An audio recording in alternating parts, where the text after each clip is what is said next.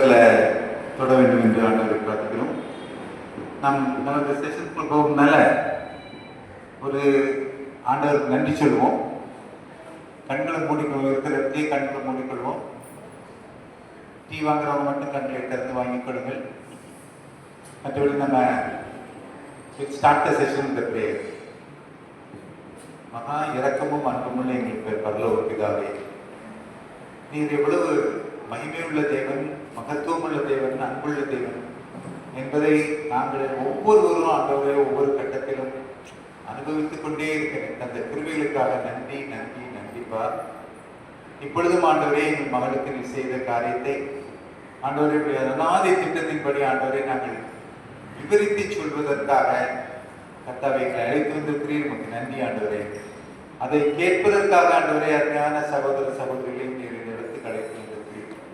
இது உன்னுடைய அநாதி திட்டம் ஆண்டவரே. அதற்காக துதிக்கிறோம், விசுவாசிக்கிறோம் ஆண்டவரே. எங்களுடைய வார்த்தைகள் வீணான வார்த்தைகளாய் போகாதபடி, பலனற்றவைகளாய் போகாதபடி ஒவ்வொரு வார்த்தையும் நீங்க ஆசீர்வதிப்பா. ஒவ்வொரு வார்த்தையும் எங்களுடைய சித்தத்தின்படி அல்லப்பா, உங்களுடைய சித்தத்தின்படி எங்கள் வாயிலிருந்து பிறகு வரட்டும்ப்பா. ஒவ்வொருவருடைய விசுவாசத்தையும் பலப்படுத்துங்க ஆண்டவரே. ஒவ்வொருவருக்கும் தேவை இருக்கிறதப்பா ஆண்டவரே. எங்கள் தேவைகளை எல்லாம் சந்தித்த தேவன் ஒவ்வொருவருடைய தேவையை சந்திக்க வல்லவர் என்பதை அறிந்தவர்களாக உமக்கு நன்றி நன்றி நன்றி நன்றி நன்றி சொல்கிறோம் ஆண்டவரே. இப்பொழுதும் ஆண்டவரே இந்த ஜெப நேரத்தை, இந்த ஐக்கியத்தின் நேரத்தை, இந்த பகிர்தலின் நேரத்தை நீங்க ஆசீர்வதித்துக் கொடுங்க. உங்க நாம மாத்திரம் கைமை கனப்படட்டும், மகிமைப்படுத்தும். இயேசு கிறிஸ்துவின் நாமத்தில் வேண்டிக் கொள்கிறோம் ஆண்டவரே. ஆமென்.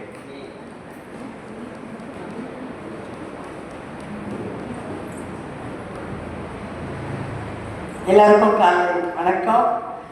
எத்தனை பேருக்கு ஏசாமி தெரியும்? கை தூக்க மாட்டான். சரி, உங்ககிட்ட இந்த சின்ன பைபிள் யார்கிட்ட இல்லை? யாருக்கும் வேணுமா? இந்த ஒரு பெட்டியில் வச்சுருக்கோம். நீங்கள் போகும்போதால யார் யாருக்கு வேணுமோ நீங்கள் எடுத்துட்டு போகலாம். இப்போ நாங்கள் உங்களுக்கு பேசுறது கிளியராக கேட்குதாமா? எங்கள் மகா அமெரிக்காவில் இருக்காங்க. அங்கே தான் இருந்தாங்க. 2006 அங்கே தான் இருந்தாங்க. நாங்கள் உங்களுக்கு சொல்ல போகிற காரியம் ஒரு 15 வருஷத்துக்கு முன்னால் நடந்தது. பைபிள் வாசிக்கும் போது நம்ம அநேக காரியங்கள் அதில் வாசிக்கிறோம்ல. ஆண்டவர் தொட்டாரு, சுகப்படுத்தினாரு, கண் பார்வை கொடுத்தாரு, செத்தவங்களை தொட்டு உயிர் கொடுத்தாருக்கெல்லாம் நம்ம வாசிக்கிறோம்ல. அதெல்லாம் நமக்கு ஒரு கதையாட்டம் இருக்கா? உண்மை நம்ம நினைக்கிறோமா? உண்மை. நாங்கள் என்ன சொல்ல வந்திருக்கோம்னா, இந்த நாட்களிலும் நேற்றும் என்றும் என்றும் மாறாத தேவன் நம்மளோட இருக்கிறார். அதெல்லாம் ஒரு கதை கிடையாது. ஏசாமியை பற்றி நம்ம வாசிக்கிறது எல்லாமே இன்றைக்கும் நடக்குது. இன்றைக்கு எங்களுக்கு மட்டும் நடக்காது, உங்களுக்கும் நடக்கும். நான் சொல்றாரு, கேளுங்கள் நான் கொடுப்பேன். அவர் மாறாத தேவனா இருக்கிறார் இல்லையா? அன்புள்ள தேவனா இருக்கிறார். அது மட்டும் தான் நாங்கள் சொல்றதுக்காக வந்திருக்கிறோம்.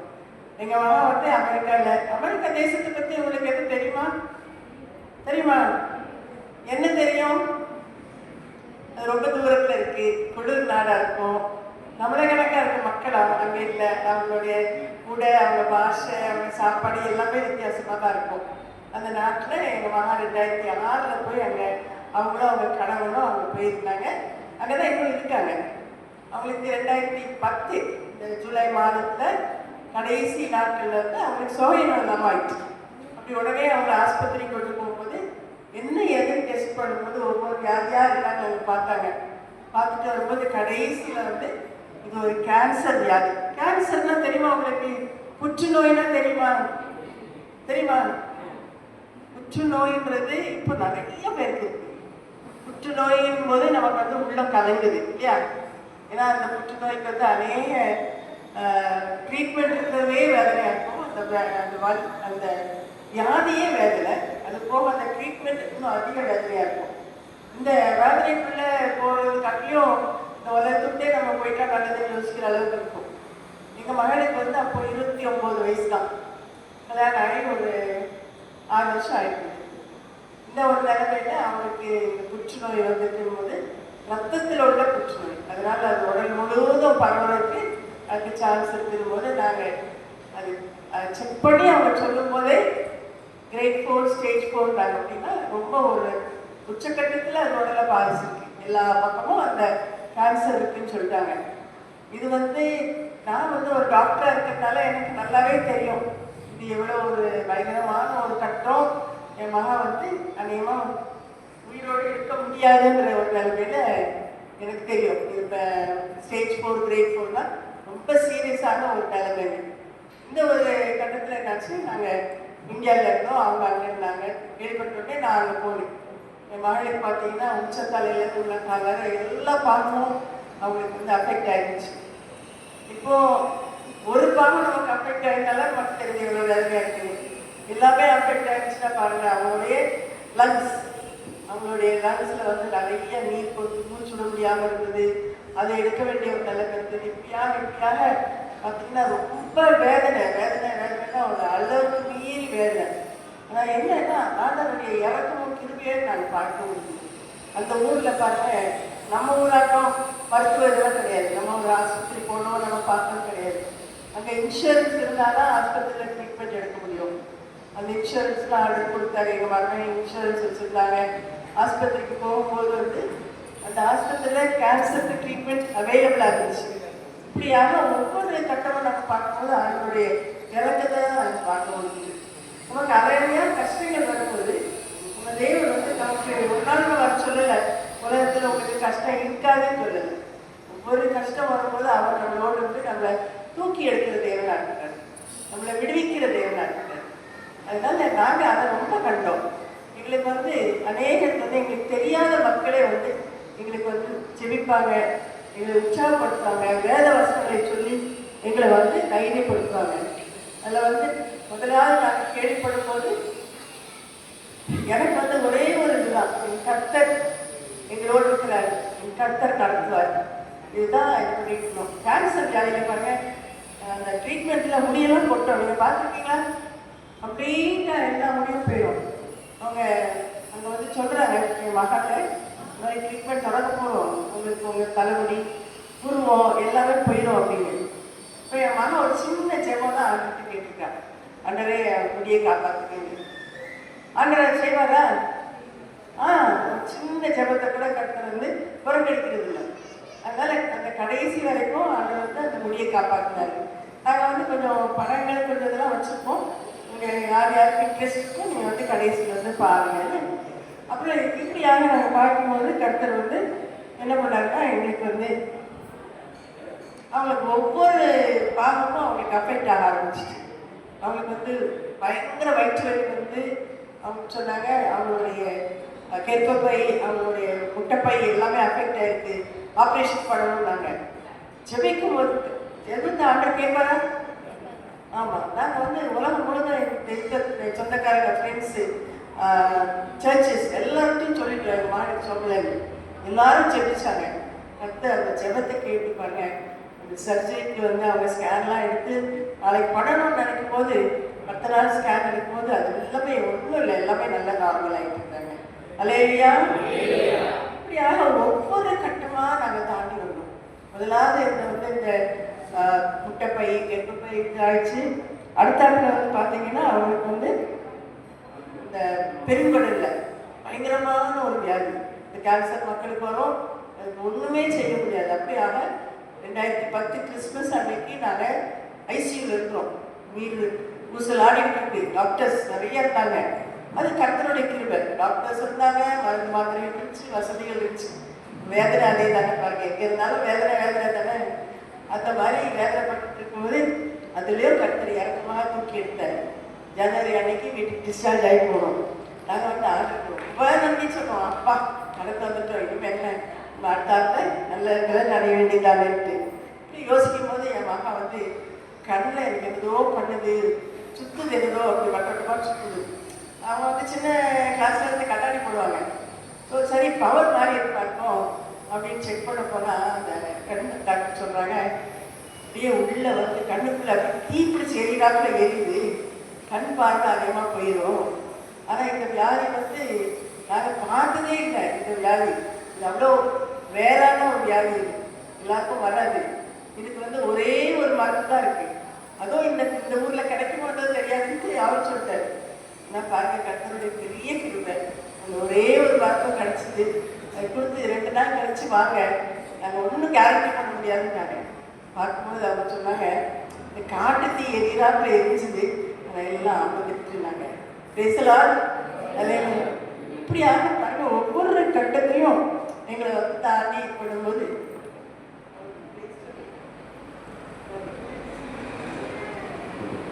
என்னுடைய இனத்தவர் ஒருத்தர் எனக்கு ஒரு புஸ்தகத்தை அனுப்பினாங்க. அந்த புஸ்தகம் என்னன்னு சொன்னா, ஆண்டவர் வந்து எல்லா சந்தர்ப்பத்திலையும் துதியுங்கள். அதான் அந்த புஸ்தகத்தினுடைய சாராம்சம். நம்ம சாதாரண நமக்கு வந்து ஒரு நன்மை கிடைச்சிருந்ததுன்னா உடனே ஆண்டவரே துதிக்கிறோம் ஸ்தோத்திரிக்கிறோம்னு சொல்லுவோம். யாருக்காவது ஒரு லாட்ரி சீட்ல ஒரு லட்சம் ரூபா கொடுத்துருவீங்க, உடனே ஆண்டவரே ஸ்தோத்திரம் சொல்லுமா இல்லையா? ஒரு பரீட்சையில நிறைய மார்க் வாங்கி நம்ம பிள்ளை பாஸ் பண்ணிட்டுனா ஆண்டவரே ஸ்தோத்திரம் சொல்லுவோம் இல்லையா? இல்லாட்டி ஒரு வேலை கிடைச்சிட்டு இருந்துச்சுன்னா ஆண்டவரே ஸ்தோத்திரம் சொல்லுவோம். அதே சமயத்துல நமக்கு வந்து ஏற்பட்ட கஷ்டங்களுக்காக நம்ம என்னைக்காவது ஸ்தோத்திரம் சொல்லியிருக்கிறோமா? அந்த புஸ்தகத்துல என்ன சொல்லிச்சுன்னு சொன்னா, உங்களுக்கு ஏற்பட்ட கஷ்டங்களுக்காக தேவனுக்கு துதியுங்கள். நாங்கள் அதுக்கப்புறம் என்ன கஷ்டங்கள் எங்களுக்கு, எங்க மகளுக்கு ஏற்படக்கூடாத ஒரு பெரிய வியாதி, கேன்சர் நோய் ஏற்பட்டிருக்கு. ஆண்டவரே அதற்காக துதிக்கிறோம் ஸ்தோத்திரிக்கிறோம். பெற்றோருக்கு சொல்ல முடியுமா? கண்ணில் கண்ணீரோடு இல்லை, கண்ணீரோடு நாங்கள் சொல்லணும், ஆண்டவரே கண்டிப்பா இந்த கேன்சர் நோய்க்கார நன்றி, கேன்சர் நோயில் ட்ரீட்மெண்ட் கொடுத்துருக்க வேண்டிய வசதிகள்லாம் ஏற்படுத்தி கொடுத்துருக்க ஸ்தோத்திரம் அப்படின்னு உடனுக்காக நாங்கள் தெரிவிக்க ஆரம்பிச்சோம். அந்த புத்தகத்தினுடைய இது என்னன்னு சொன்னா,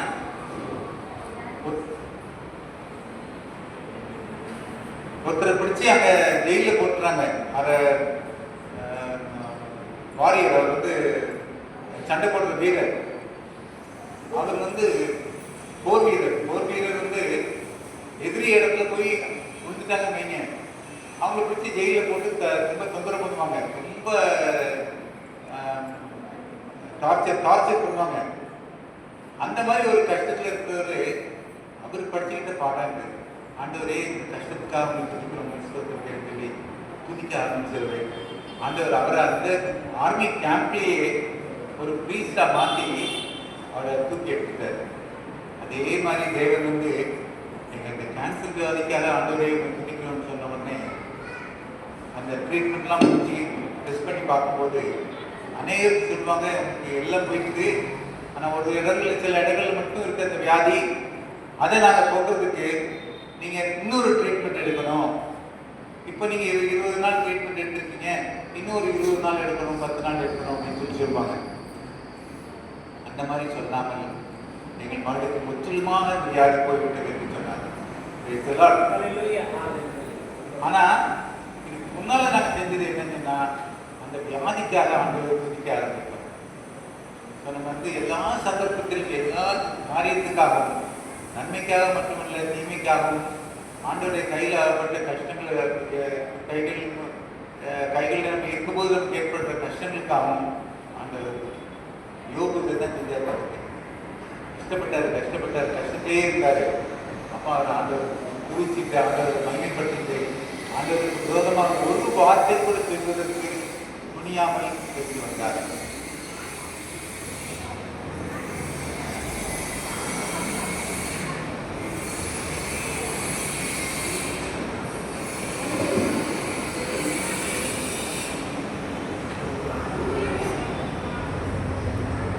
ஒவ்வொரு கட்டத்திலையும் அவன் கடந்து வரும்போது எங்களுக்கு ரொம்ப சந்தோஷம்.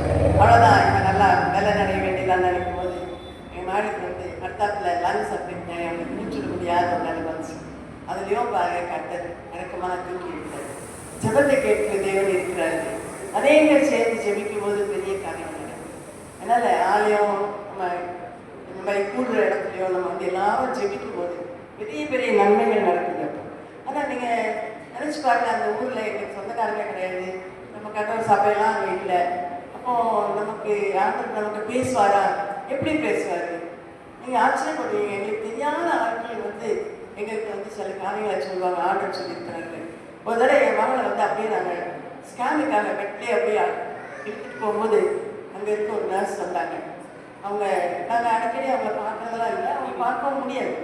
ஓடி வந்து சொன்னாங்க, டாக்டர்மா ஒரே ஒரு நிமிஷம் என்னன்னு கேட்கும்போது நேற்று எனக்கு ஒரு கனவு, இந்த கனவுல வந்து ஆண்டவர் சொன்னாரு அவங்க மகளுடைய ரிப்போர்ட்ஸ் எல்லாம் வந்து அப்படின்னு சொல்லிட்டு நான் வந்து கனவுல வந்து மகன் ஓடுறதை கண்டேன். நான் என் மகன் ஓடுற நிலைமைக்கு எலும்புத்தோடுவா இருந்தாங்க.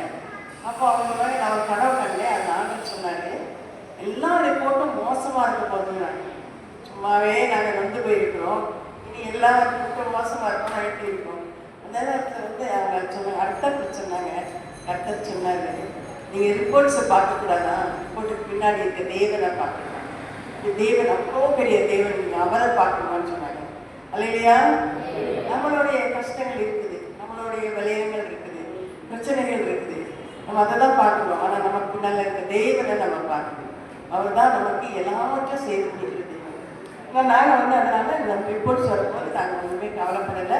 அதே மாதிரி ரிப்போர்ட் மோசமாக வந்துச்சு. எங்கள் மகளுடைய ரிப்போர்ட்டில் என்னென்னா மூளையில் நிறைய கட்டிகள், மூளையில் கட்டிகள் வந்ததுன்னா அதுக்கு மேலே கழிக்க முடியுமா? அவங்களுக்கு உடலாம் பலியிடம் ஆகி நடக்க முடியாத ஒரு நிலைமை வந்துச்சு. படுக்கையிலே ஆகிட்டாங்க. அங்கே வந்து என்ன சொல்லிட்டாங்க, நீங்கள் வந்து அந்த மூளையில் ஒரு பயாப்சி எடுத்தால் தான் நாங்கள் வந்து ட்ரீட்மெண்ட் கொடுக்க முடியும், மற்றபடி நாங்கள் ஒன்றுமே செய்ய முடியாது. கொடுக்க வேண்டியதெல்லாம் கொடுத்தாச்சு, இதுக்கு மேலே நாங்கள் ஒன்றும் செய்ய முடியாது. அப்போ வந்து பயாப்சி எடுக்கிறதுக்கு நமக்கு ரொம்ப வேலையாக இருந்துச்சு. ஏற்கனவே மரணத்தை நோக்கி என் மகா போயிட்டுருக்கா, எல்லாமே டவுன் ஆகிட்டு. இப்போ வந்து மூளையிலையும் கட்டிட்டாங்க. ஒரு நாள் பார்த்தீங்கன்னா 3 கட்டி இருந்துச்சு, அடுத்த நாள் பார்த்தா 6க்கு மேலே இருந்துச்சு, அடுத்த நாள் பார்த்தா 11க்கு மேலே கட்டிகள், மூளை ஃபுல்லாக கட்டி. அவங்க சொல்லிட்டாங்க, இன்னும் வந்து பிழைக்கிறதே வாய்ப்பு கிடையாது. இந்த பயாப்சி மட்டும் எடுத்து பார்த்தோம்னா இது கேன்சரா வைரஸா இது இப்போ நிறைய சொல்கிறாங்கல்ல, அது மாதிரி நம்ம எந்த வியாதியும் செக் பண்ணிட்டு தான் நாங்கள் மருந்து கொடுக்க முடியும் அப்படின்ட்டாங்க. ஸோ இந்த பயாப்சிக்காக நாங்கள் வந்து சரின்னு சொன்னோம். சொல்லும்போது அங்கே சின்ன ஒரு ஆலயத்துக்கு தான் அவங்க போவாங்க. இவ்வளோ பேர் தான் இருப்பாங்க இந்த ஆலயத்தில். அதில் நல்ல ஒரு பாஸ்டர் அவங்களுடைய மக்களும் எப்போதும் வந்து ஜோம் பண்ணிட்டு போவாங்க. ஆஸ்பத்திரியில் இருந்தால் டெய்லி வந்து ஒரு 5 நிமிஷம் தான் ஜோம் பண்ணிட்டு போவாங்க. அப்போ அவங்க வந்து சொன்னாங்க, நாங்கள் வந்து உங்க கூட இருக்கலாமா அந்த டைமில் அப்படின்னு. அந்த நாள் எப்படின்னா அப்படி பனி, இப்போ நமக்கு எவ்வளோ வெயிலாக இருக்குதோ அந்த மாதிரி அந்த குளிர், நமக்கு வெயில் தாங்க முடியல, அவங்களுக்கு குளிர் தாங்க முடியாது. அப்படி பனி கொட்டி கிடக்கும், 2 அடி 3 அடிக்கு பனி கிடக்கும். அந்த மாதிரி ஒரு இடத்துல வந்து அவங்க நாங்கள் வர்றோம், அவங்க கூட இருக்கிறதுக்கு ஜெபிக்கிறதுக்கு வர்றோம் அப்படின்ட்டாங்க. அவங்க சர்ச்சில் என்னன்னா பாருங்க, இந்த பாஸ்டர் சொல்லி எல்லாரும் உதவி செய்யணும், இது என்ன முடியுமோ அவங்க வந்து கேட்பாங்க, நாங்கள் உங்களுக்கு என்ன செய்யலாம் என்ன செய்யலாம். அந்த ஏசப்பாவுடைய அன்பு அந்த நமக்கு என்ன செய்யலாம் கேட்கும்போது நமக்கு ஒன்றும் செய்கிறதுக்கும் இல்லையா, அதனால் அந்த அன்பு தெரியுது பெரிய ஒரு பெரிய காரணம். அந்த பயாப்சி டைமில் என்னாச்சுன்னா அவங்க சர்ச்சில் வந்து 2 பேர் வருவாங்க, 4 பேர் வருவாங்க ஜெபிக்கிறதுக்குன்னு யோசித்தோம். 40 பேர் வந்துட்டாங்க.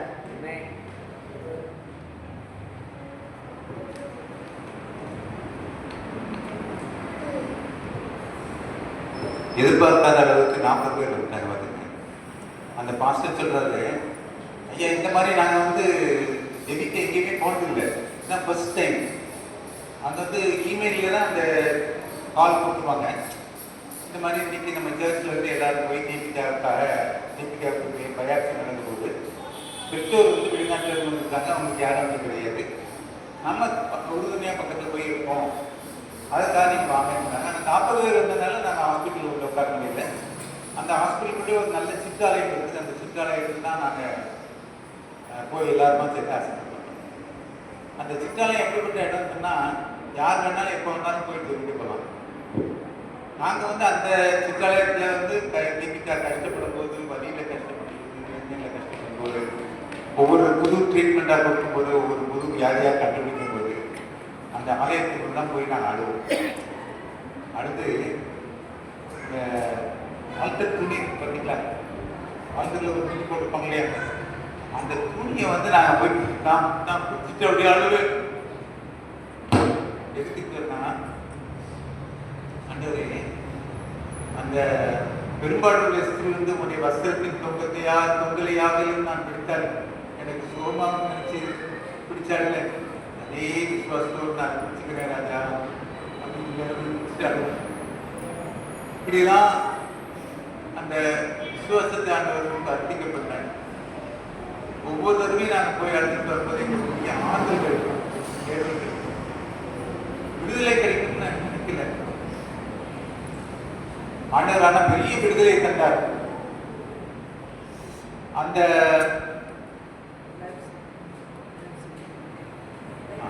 அந்த பயாப்சி ஆப்ரேஷன் முடிஞ்ச பிறகு அவங்க வந்து ஒரு ஐசியூ வார்டில் கொண்டு போய் வச்சிருந்தாங்க மகளை.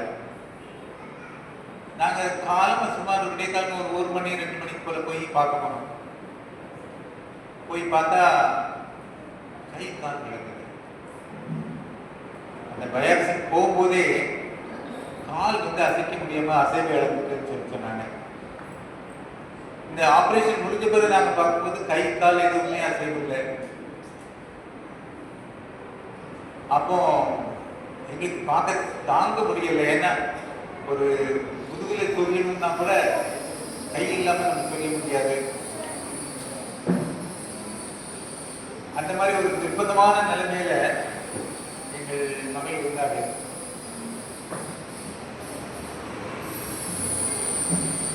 அப்போ பாருங்க, அவங்க வந்து கூப்பிட்டு பார்க்குறாங்க, அனஸ்தீசியா விட்டு வெளியே வந்துட்டாங்க. ஒரு பதில் கிடையாது, ஒன்றுமே கிடையாது, ரெஸ்பான்ஸ் கிடையாது. அந்த சர்ஜரி பயாப்சி முடிச்சுட்டு வந்தப்புறம் பாருங்க அப்படியே கடத்தி வச்சுருந்தாங்க. அதே மாதிரி தான் இருந்தாங்க. ஒரு அசைவு இல்லை, ஒரு ரெஸ்பான்ஸ் கிடையாது. கடைசியில் வந்து டார்ச்சை கண்ணில் அடித்து பார்க்குறாங்க, உயிர் இருக்காங்க. அதுவும் எந்த ரியாக்ஷனும் இல்லை. அங்கே வந்து இந்த ஹார்ட் ரேட் இதுக்கெல்லாம் போட்டிருப்பாங்கல்ல மிஷின், அதில் பார்க்குறாங்க எல்லாமே டவுன் ஆகிட்டு போயிட்டு. அதனால் எங்களுக்கு ஷுவராக தெரியும் எங்கள் மகளுடைய உயிர் பிரிய போய் அந்த ஒரு நிலைமையில வந்தாச்சு. இன்னும் கொஞ்ச நேரத்தில் அவங்களுக்கு வந்து வேற ஒன்றுமே செய்ய முடியாத ஒரு நிலைமை. டாக்டர்ஸ் வந்து சொல்கிறாங்க, நாங்கள் செய்ய வேண்டியதெல்லாம் செஞ்சுட்டோம், கொடுக்க வேண்டியதெல்லாம் கொடுத்தாச்சு, இனி வந்து ஒன்றும் செய்ய முடியாத ஒரு இது அப்படின்ட்டாங்க. வெரி சாரிட்டு போகிறாங்க. நாங்களும் அழுது ஜோம் பண்ணிக்கிட்டே இருக்கிறோம். அப்போ ஆண்டர்கிட்ட பிள்ளைய ஒப்பு கொடுத்து ஜோம் பண்ணோம்.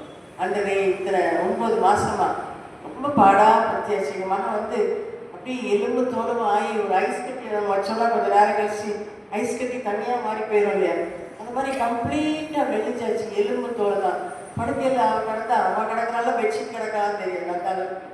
ஸோ நாங்கள் வந்து போதும் ஐயா, இவ்வளோ பாடு போதும் அப்படின்னு சொல்லி நாங்கள் ஒப்பு கொடுத்து ஜோம் பண்ணுறோம். எங்கள் மருமகன் ஜோம் பண்ணுறாங்க, ஆண்டவரே நாங்கள் இந்த ஆஸ்பத்திரி விட்டு என் மனைவியே நான் தான் நடந்து வெளியே போனோம். நான் பார்த்து யோசிக்கிறேன், இது நடக்கக்கூடிய காரணம் மரணத்துக்கும் அவனுக்கும் கொஞ்சம் ஃபியூ மினிட்ஸ் தான் இருக்கு. அப்படி இது பண்ணும்போது இவர் இப்படி ஜோம் பண்ணுறாங்கன்னு அந்த ஒரு நிலைமையில் இருக்கும்போது பாஸ்டரும் சர்ச்சில் இருந்து அவர் அம்மாவும் வர்றாங்க. வந்தாங்க. அங்கே உள்ள சகோதர சகோதரிகள் ரொம்ப விசுவாசத்தை ரொம்ப கூடினவங்க, பார்த்துருக்கேன். அன்புலையும் ரொம்ப கூடினவங்க, விசுவாசத்தையும் ரொம்ப கூடினவங்க. அவங்க எல்லாரும் சொல்கிறாங்க, நம்ம ஜெபிப்போம் அப்படின்னு சொல்லி. அப்போ அந்த பாஸ்டர் ஜெபம் பண்ணாரு, ஆண்டவரே இந்த கைகள்லாம் எவ்வளவு வேகமாக துரிதமாக செயல்பட்டு கொண்டிருந்த கைகள் இன்னைக்கு அசைவில்லாமல் இருக்குது. இந்த கால்கள் துரிதமாக ஓடி வந்து ஆலயத்துக்கு வரும், ஆலயத்துக்கு வந்துட்டு மக்களுக்கெல்லாம் உதவி செய்யும். இன்னைக்கு அசைவில்லாமல் இருக்குது, ஆண்டவரே நீ பலப்படுத்துங்க அப்படின்னு சொல்லி அவர் ஜெபம் பண்ணார்.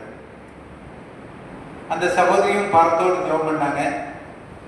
ஜெபம் பண்ணிட்டு பார்க்குறாங்க, இன்னும் ரொம்ப மோசமான நிலைமையில் இருக்காங்க. நாங்களும் ஒப்பு கொடுத்து ஜெபித்தோம் அம்மா சொன்ன மாதிரி. அவங்க போயிட்டாங்க. அவங்க போறதுக்கு முன்னால என் மகளுக்கு பிடித்த ஒரு பாட்டை பாடணும் அப்படின்னு சொல்லி கேட்டாங்க. என்னன்னா, நீரோடைய மான்மாஞ்சிக்கு கதறது போல என் உள்ளம் தேவனையுமை நோக்கி கதறதுன்னு சொல்லி ஒரு சங்கீதத்தை அடிப்படையாக கொண்ட ஒரு பாட்டு தெரியும் உங்களுக்குல. அந்த பாட்டை இங்கிலீஷ்ல நாங்கள் எல்லாரும் பாடுறோம். எதிர்பார்க்காத ஒரு காரியம் நடந்தது. என்னன்னு சொன்னா, என் மகா வந்து கண்களை மூடி அப்படியே அந்த பாட்டை எங்களோடு சேர்த்து பாடினாங்க. ஆச்சரியமா இருக்கு. எங்கத்துல சத்தம் வந்து பார்த்தா என் மகா கண்ணை மூடிட்டு பாடிட்டு இருக்காங்க. பிறகு என் மருமகன் சொன்னாங்க, அதாவது கடைசி நேரத்துக்காக ஒரு மனுஷரை எப்படி தயார் பண்ணுமோ அந்த மாதிரி தயார் பண்ணிட்டு இருக்கோம். சொன்னாங்க 23வது சங்கீதம் என் மனைவிக்கு ரொம்ப பிடிக்கும், அதனால அந்த 23வது சங்கீதத்தை நான் சொல்றேன் அப்படின்னு சொல்லி கர்த்தரின் மேய்ப்பராய் இருக்கிறார் என்று ஆரம்பிச்சார். கர்த்தரின் மேய்ப்பராய் இருக்கிறார் சொன்ன உடனே அடுத்த வசனம், அவர் என்னை புல்லுள்ள இடங்களில் மேய்த்து அமர்ந்த தண்ணீரை கொண்டு விடுகிறார். அந்த வசனத்தை என் மகள் சொல்றாங்க. அவர் ஒரு வசனத்தை சொல்ல அடுத்த வசனத்தை என் மகள் சொல்றாங்க. ஞாபகத்தில் இருக்கு, கண்கள் மூடி இருக்குது. ஆனாலும் எங்களுக்கு கண்ணீர் பத்தியில நாங்க இதெல்லாம் சொல்லி முடிச்சுட்டு பாஸ்டரும் அவங்க போயிட்டாங்க. நாங்க ராத்திரி பூரா சாப்பிடல. அப்போ டாக்டர் சொல்றாங்க, நீங்க மருமகனை கூட்டிட்டு போய் இந்த மாதிரி ஒரு சாப்பிட வாங்கி கொடுங்க, பக்கத்துல கேன்டீன் இருக்கு, போயிட்டு வாங்க அப்படின்னு சொல்லி. ஆனால் பக்கத்துல தான் அந்த கேன்டீன் வந்து இந்த புதுக்கிராமம் தாடி அந்த கட்டாடிங்களுக்குள்ள அவ்வளோ தூரம் இருக்கும். ஆமாம், அவ்வளோ தூரம் இருக்கும். ஸோ நாங்கள் நடந்து போய் காஃபி டீலாம் குடிச்சிட்டு திரும்ப வர்றோம். வந்து ரூம் கதவை எங்கள் மருமகன் திறக்கிறாரு. என் மகா கண்களை திறந்து, குடிச்சிட்டு வந்தீங்களா காஃபி, எனக்கும் காஃபி வேணும் அப்படின்றாங்க. அதே எதிர்பார்க்க முடியுமாங்க? அதாவது இன்னும் கொஞ்ச நேரத்தில் போயிடுவாங்கன்றது. அந்த ரீடிங்ஸ் எல்லாம் பிளட் ப்ரெஷர் குறையுது, ஆக்சிஜன் குறையுது, எல்லாம் குறையுது.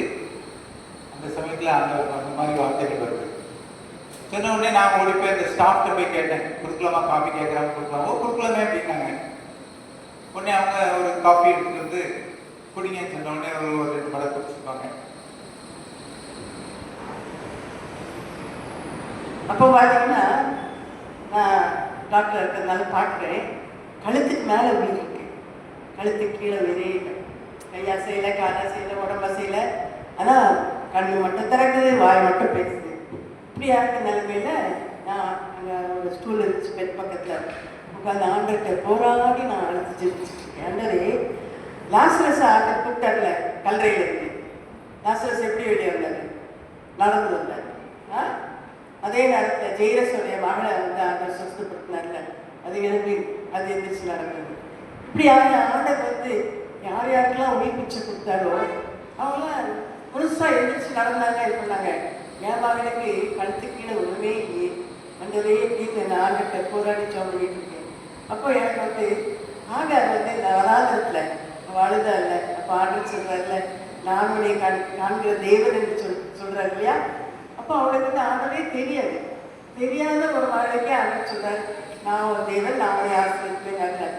அதையும் நான் சொல்லி ஆண்டர்கிட்ட கேட்குறேன், நாங்கள் உங்கள் பிள்ளைங்க தானே ஆண்டரே, நீங்கள் எங்களுக்கு செய்ய மாட்டீங்களா? என் மகனுக்கு வந்து கழுத்துக்கீழே அசைவில் தான் அந்த ஊரில் இருந்து அவங்க என்ன செய்ய போகிறாங்க இப்படின்னு கேட்கும்போது, கர்த்தர் கிருபையாக பாருங்க, கொஞ்ச நேரத்தில் அவளுடைய ஒரு விரல் அசைவு, அந்த விரல் அசைவு கொடுக்குறதுக்கு காரணமே கிடையாது. அப்போ டாக்டர்ஸ்லாம் வந்து பார்த்து சொன்னாங்க, இவங்க ஐசியூவில் இருக்க வேண்டாம், இவங்களை ஷிஃப்ட் பண்ணிடுவோம்னு சொல்லி இவங்க வார்டுக்கு ஷிஃப்ட் பண்ணுறாங்க. வார்டில் ஷிஃப்ட் பண்ணுற நர்ஸ் பார்த்தீங்கன்னா அந்த ஊரில் எல்லாருமே ஏசப்பாவை ஏற்றுக்கட்ட மக்கள் கிடையாது. அவங்க பேரெல்லாம் இருக்கும், பைபிள் உள்ள பேர் இருக்கும், ஆனால் அவங்க ஏசப்பாவை ஏற்றுக்கட்ட மக்களாக இருக்க மாட்டாங்க. ஆனால் இந்த நர்ஸ் வந்து ஒரு விசுவாசி.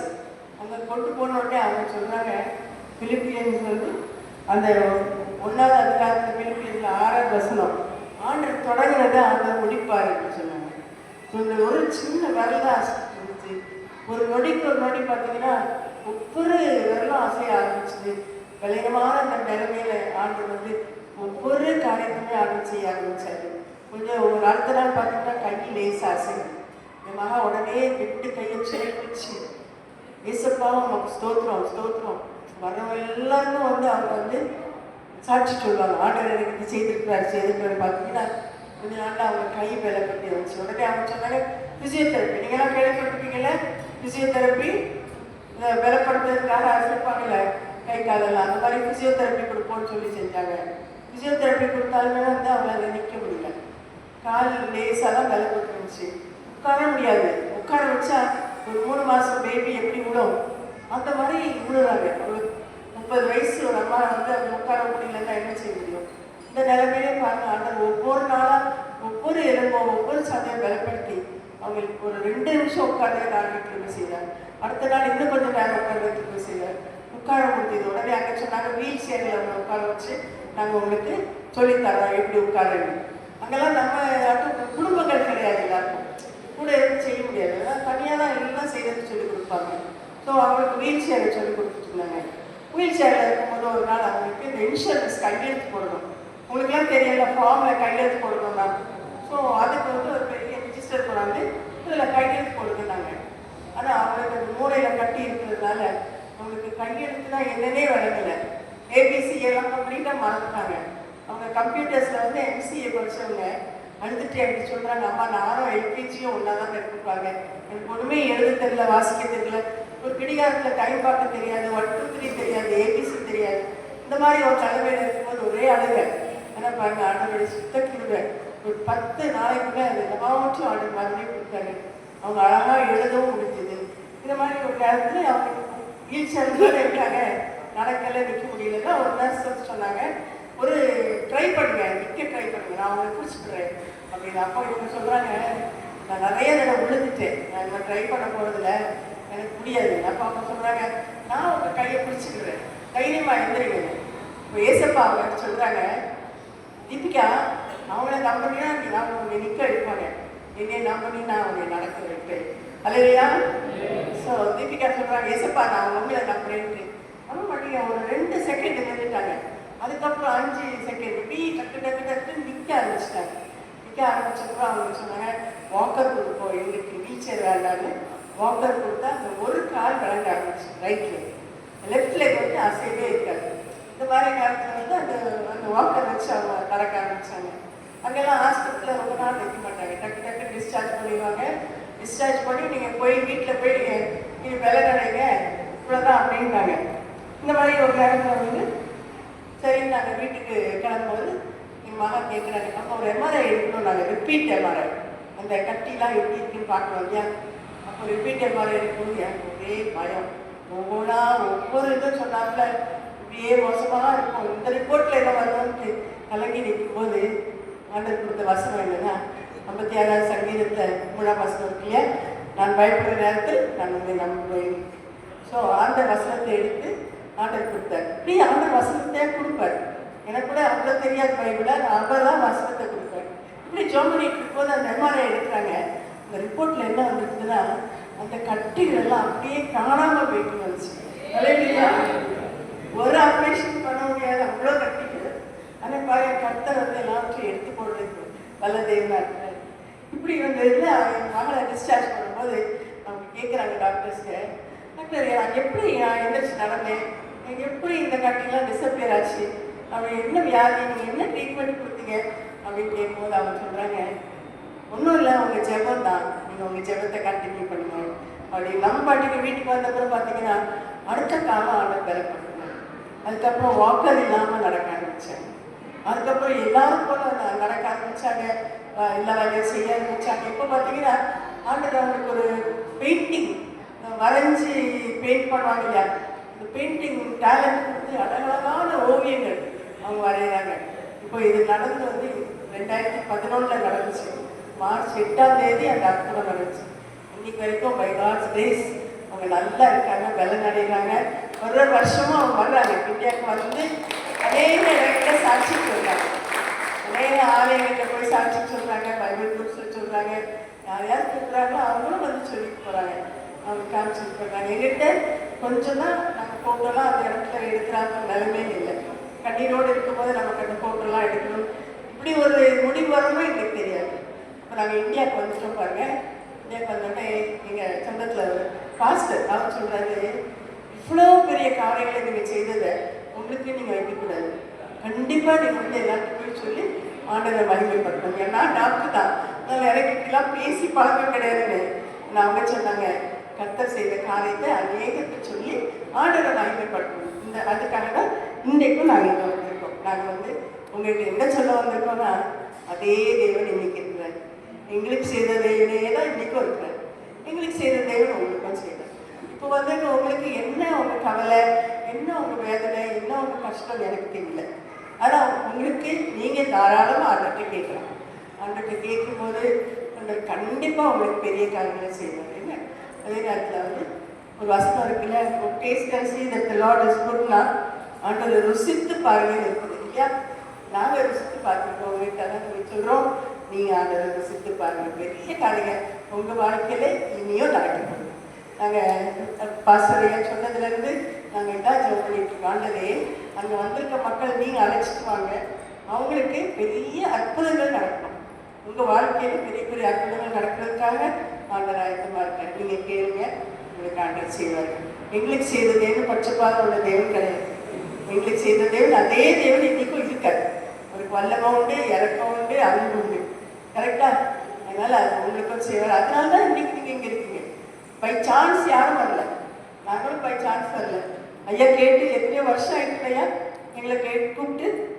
ஆமாம், இன்னைக்கு நாங்கள் நியமத்தை செஞ்சிருக்கிறது. அதனால ஒவ்வொருக்கும் உங்கள் வாழ்க்கையில் பெரிய காரியங்களை ஆட்சி செய்யறதுக்கு ஆயத்தமாக இருக்காரு. எல்லாருக்கும் சின்ன ஜெபம். எங்களை அதிகமாக நேசிக்கிற எங்கள் பரமபிதாவே, உங்கள் அநாதை திட்டத்தின் பிடிக்கிறதாவே இந்த இடத்துல வந்து அருமையான சகோதர சகோதரிகளை நாங்கள் காணோம். அருமையான பாஸ்டரை நாங்கள் காண வைத்து செய்வீங்க. 2-3 வருஷத்துக்கு முன்னாடி கருத்தாவே எங்களை ஏதாவது வர முடியாதுன்னு சொல்லும்போது இன்றைக்கு நீர் எங்களுக்காக நியமித்து கருத்தாரு. இங்கே வந்திருக்க ஒவ்வொருத்தர் உள்ளத்தையும் நீங்கள் தொடுங்கப்பா. அவர்களுடைய பாறைகள், கண்ணீர், அவர்களுடைய இருள், வேதனைகள் எல்லாவற்றையும் அருந்தேன் தெய்வம்.